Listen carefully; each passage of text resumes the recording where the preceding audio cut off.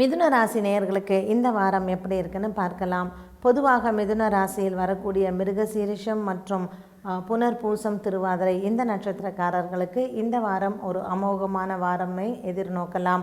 திங்கள் முதல் சனிக்கிழமை வரை நீங்கள் நவகிரகங்களுக்கு காலை 6 மணியிலிருந்து 7 மணி வரையில் இந்த நவகிரக ஹோரையில் விளக்கேற்றி அர்ச்சனை செய்து வந்தால் வாரம் முழுவதுமே பண முடக்கமின்றி மனதிற்கு ஒரு திருப்திகரமான வாரமாக அமைத்து கொள்ளலாம்.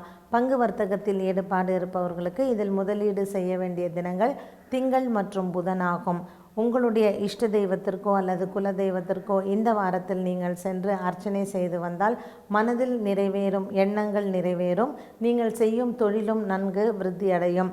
திருவாதிரை நட்சத்திரக்காரர்களுக்கு உடன்பிறப்புகளுடன் சிறு மனக்கசப்பு ஏற்பட்டிருந்தால் செவ்வாய்க்கிழமை அன்று நீங்கள் அங்காரகனுக்கு சென்று அர்ச்சனை செய்து வந்தால் உறவினர்களிடத்திலும் சகோதர சகோதரிகளிடத்திலும் மனக்கசப்புகள் விலகி நன்கு முன்னேறுவதற்கு இது வழி செய்யும். இந்த வாரத்தில் வரக்கூடிய சனி ஜெயந்தி அன்று திருவாதிரை நட்சத்திரக்காரர்கள் குறிப்பாக சனி பகவானுக்கு அர்ச்சனை செய்வது சால சிறந்ததாகும்.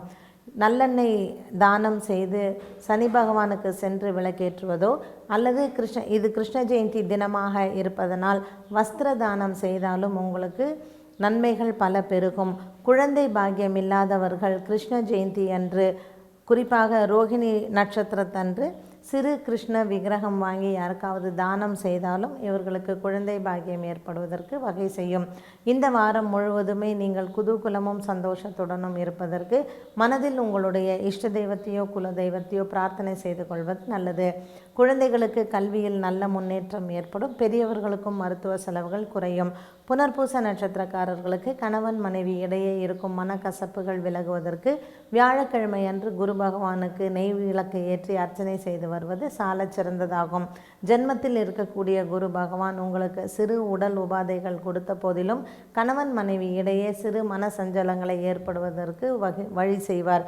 இதனால் வியாழக்கிழமை அன்று குரு பகவானுக்கு நீங்கள் விளக்கேற்றி அர்ச்சனை செய்யும் பொழுது குடும்பத்தில் ஒரு மனது நிம்மதியும் சந்தோஷமும் ஏற்படுவதற்கு வகை செய்யும்.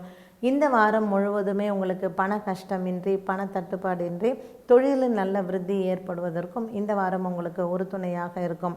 கிரகங்களின் சஞ்சாரம் உங்களுக்கு அனுகூலமாக இருப்பதனாலும் எல்லா கிரகங்களுமே உங்களுக்கு அனுசரணையாக இருப்பதனாலும் இந்த வாரம் முழுவதுமே நீங்கள் சந்தோஷத்துடன் இருப்பது உறுதி என்று சொல்லலாம்.